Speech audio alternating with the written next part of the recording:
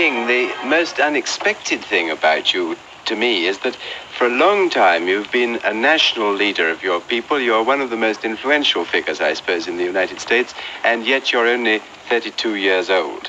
Now, did you have any special training for this kind of leadership when you were a boy? No, I really didn't. I had no idea that I would be catapulted into a position of leadership in the civil rights struggle in the United States. I went through the discipline of early elementary school education and then high school and college and theological training, but never did I realize that I would be in a situation where I would be a leader in what is now known as the civil rights struggle of the United States. Is your father, who's also a Baptist pastor, as I know, is he a social reformer as well as a minister, or is he less interested in this side of it? Well, he's quite interested, actually. He has had an actual interest in civil rights across the years. He is a pastor of a large church in Atlanta, Georgia. Incidentally, I'm co-pastor of the church. And he has had a strong interest in civil rights. He has been president of the National Association for the Advancement of Colored People in Atlanta, and he always stood out in social reform. Do you think he saw that you would be a leader, and do you think he did in fact bring you up in some special way to face these responsibilities? Well, I think he certainly realized the need for this, and after I decided to enter the ministry, he constantly stressed the need for leadership, and I'm sure that he hoped that I would stand out in this area. Whether he realized that I would do it or not is something else, but he certainly hoped for this. What sort of home did you have as a child? Was it a strict home, for instance? Well, I guess it was a relatively strict coming up in a minister's home. I faced the discipline that you would face in a very fervent religious background. However, I don't think it was over strict to the point that I developed any personality conflicts as a result of my early childhood, but it was strict enough, and I think it was strict enough for me to develop certain disciplinary principles as I came up. Were you a quick starter at your lessons? Yes, I would say generally I was. Interestingly enough, I didn't start out with an interest to enter the ministry. At first, after finishing high school, I was interested in going into law and also medicine at one point. And all along, I received fairly good grades. But finally, I decided to enter the ministry and then went on to theological school. Well, now, when you were still a small boy, before those decisions came along, were you conscious of color discrimination in your own life? Yes, I became conscious of color discrimination at a relatively early age. I think the first time was when I was about 6 years old. I had some friends who lived, well, they didn't live in front of us, but their parents had a store, 2 white boys, and they were my inseparable playmates for the early years of my life. And I remember when I was about 6, something started happening. When I went over to play with them, they always made excuses. They could not play. They were busy. And finally, I went to my mother with this problem, and she tried to explain to me in the best way she could explain to a child 6 years old. And this was really the first time that I became aware of the racial differences, or really the racial problem. She made it clear to me that this system had a long history, dating back to the time of slavery. She tried to explain the meaning of the system of segregation. But the thing I will always remember is that in the midst of her explanation, she always said to me, you must never feel that you are less than anybody else. You must always feel that you are somebody and you must feel that you are as good as anybody else. And of course, this came up with me in spite of the fact that I still confronted the system of segregation every day. Was that a violent conflict in your life? If you really believed your mother, and yet the system around you suggested that this wasn't true, it must have set up some sort of strain. Yes, I think so. As I look back over those early days, I did have something of an inattention. On the one hand, my mother taught me that I should feel a sense of somebodyness. On the other hand, I had to go out and face a system which stared me in the face every day saying, you are less than, you are not equal to. So this was a real tension within. Now, out of your own personal experience, the only example you've given me so far is one family where the mother didn't too much care to have you play with her children. What were you really prevented from doing as a child that a white child might have done? Well, in my days in Atlanta as a child, there was a pretty strict system of segregation. For instance, I could not use the swimming pool, so that for a long, long time I could not go in swimming until the YMCA was built, a Negro YMCA, and they had a swimming pool there. But certainly a Negro child in Atlanta could not go to any public park. I could not go to the so-called white schools. There were separate schools. And I attended a high school in Atlanta, which was the only high school for Negroes in the city. And this was a real problem because in Atlanta there are more than 200,000 Negroes. In many of the stores downtown, to take another example, I could not go to a lunch counter to buy a hamburger, a cup of coffee, or something like that. I could not attend any of the theaters. Only there were one or two Negro theaters. They were very small, but they did not get the main pictures. If they got them, they were 2 years late or 3 years late. So that by and large, there was a very strict system of segregation, and there was nothing called racial integration at that time in Atlanta. Now, that's a description of the system. Was anybody actually cruel to you or violent to you because you were colored? Yes, we did confront some of those problems.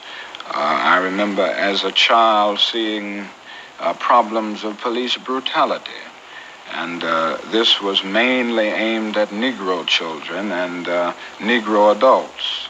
I can remember also the organization that is known as the Ku Klux Klan. This is an organization that stands on white supremacy, and an organization that in those days even used violent methods to preserve segregation and to keep the Negro in his place, so to speak. Now, I can remember seeing the Klan actually beat Negroes on some of the streets in Atlanta. But nobody ever beat you personally? No, I did have one experience, which was a relatively minor experience, but it still lived with me a good deal. When I was about 8 years old, I was in one of the downtown stores of Atlanta, and all of a sudden someone slapped me, and the only thing I heard was somebody saying, "You are that nigger that stepped on my foot." And it turned out to be a white lady. And of course, I didn't retaliate at any point. I finally went and told my mother what had happened, and she was very upset about it. But at that time, the lady who slapped me had gone, and my mother and I left the store almost immediately. Can you remember at this distance of time why you didn't respond in any violent way? Was it that you'd already thought of nonviolence, or was it that you just didn't dare as a Negro to take any strong action against a white? Well, I think probably it was a combination of two things. I hadn't thought of nonviolence at that early age as a system of thought, as a practical technique. I think a great part of it was that I just didn't think I wouldn't dare retaliate hit back when a white person was involved. And I think some of it was a part of my native structure, so to speak, and that is that I have never been one to hit back too much.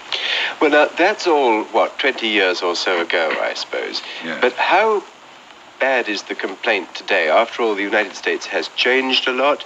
The Negro's rights are protected under the law. What exactly, how much has this system changed between then and now? Well, it has changed a good deal. It is far from what it ought to be, but I can see many, many changes that have taken place over the last few years. For instance, in the same Atlanta, Georgia, which is one of the largest cities in the South, there are some Negro students in formerly all-white schools. Some of the parks are integrated, some of the public parks.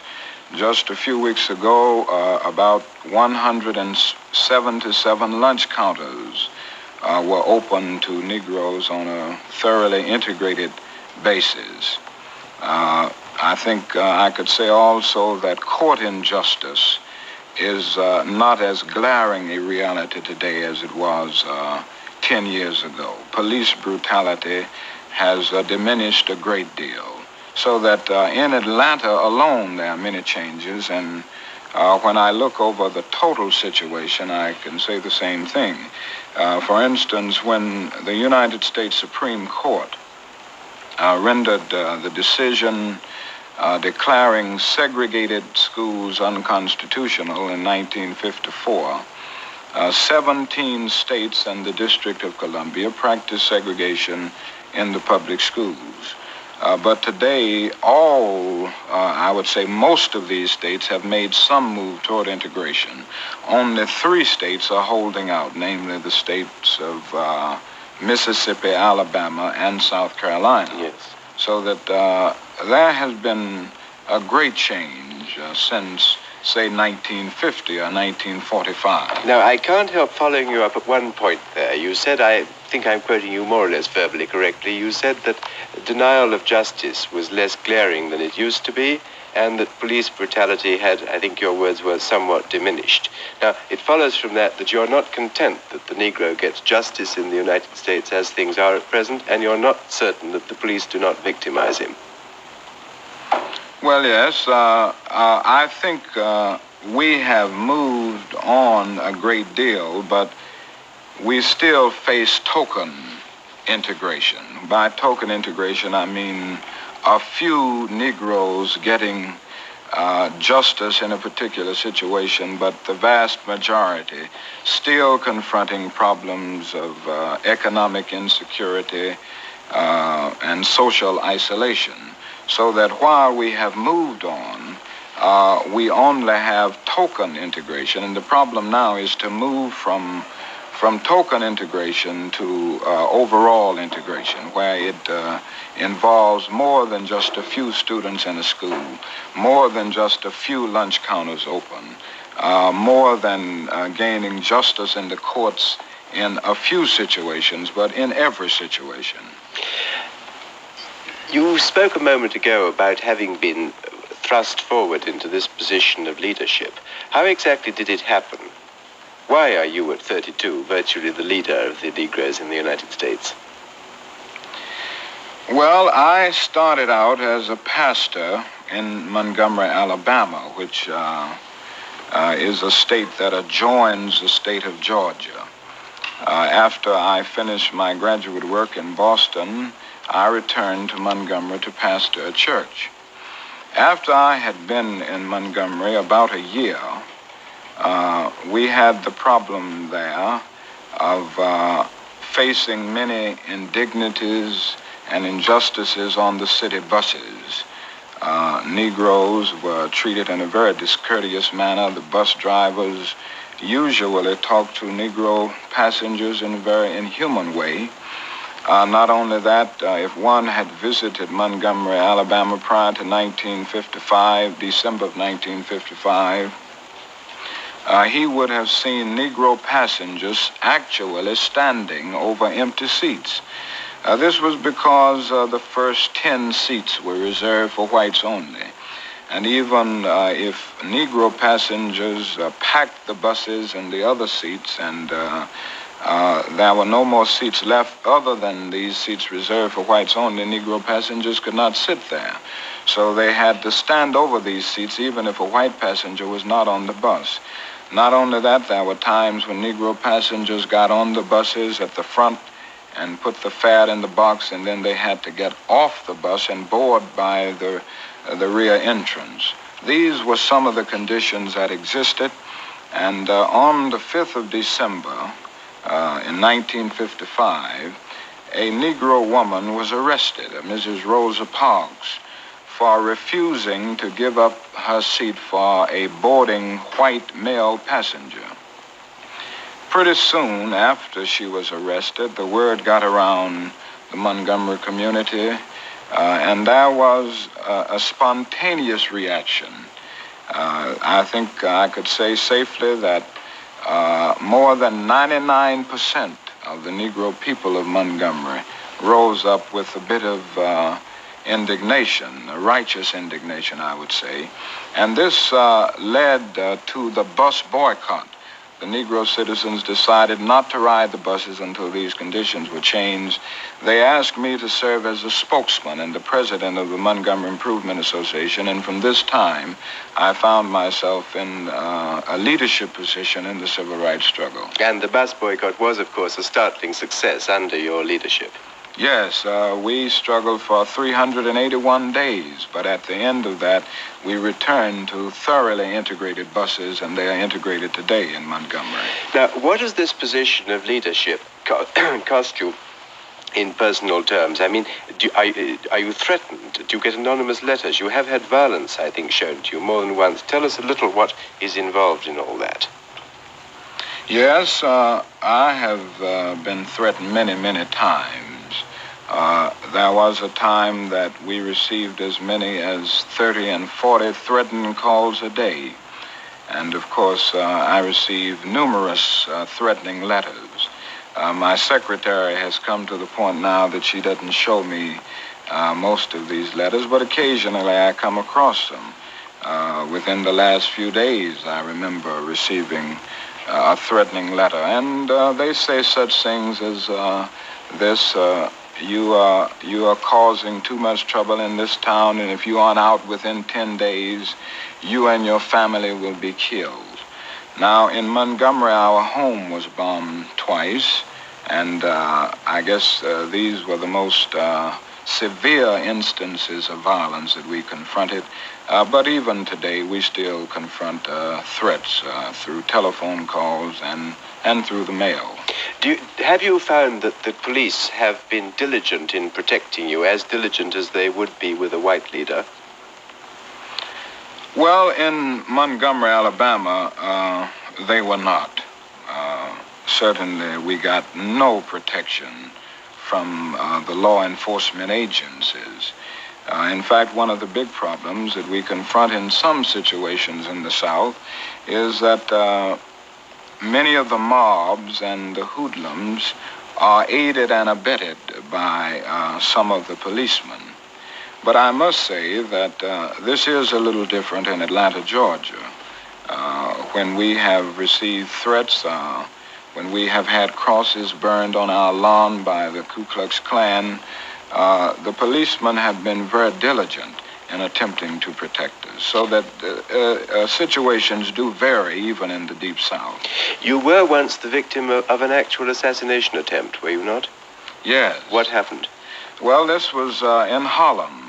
It turned out to be a demented Negro woman, and she happens to be in an institution even at this hour for the criminally insane. I was autographing books in a bookstore in Harlem in New York City, and this was a book, Stride Toward Freedom, that I wrote a few years ago. And she came in, I was writing, and I heard someone say, "You Reverend King?" And I didn't hardly look up, I just said yes. And by that time, she leaned over and stabbed me. And of course, it was a near-fatal stabbing. I was in the hospital for several weeks as a result of this. But this was not actually, I mean, since the woman was demented, this was not strictly relevant to your campaign. No, I don't think it could be included in events that took place as a result, totally as a result of my work in the civil rights area. And yet I don't think it can be totally divorced, because if I hadn't been involved in this, she wouldn't have even known me. So that in some way it was connected, but not totally. Have you, during this period, which must have been one of very great strain for you, have you felt frightened and even very lonely in your position of leadership? Yes, at times. I think honesty impels me to admit that there have been those times that I actually confronted fear. I don't think anyone in a situation like this can go through it without confronting moments of real fear. But I have always had something that gave me an inner sense of assurance and an inner sense of security in the final analysis. Even in the moments of loneliness, something ultimately came to remind me that in this struggle, because it is basically right, because it is a thrust forward to achieve something not just for Negro people, but something that will save the whole of mankind.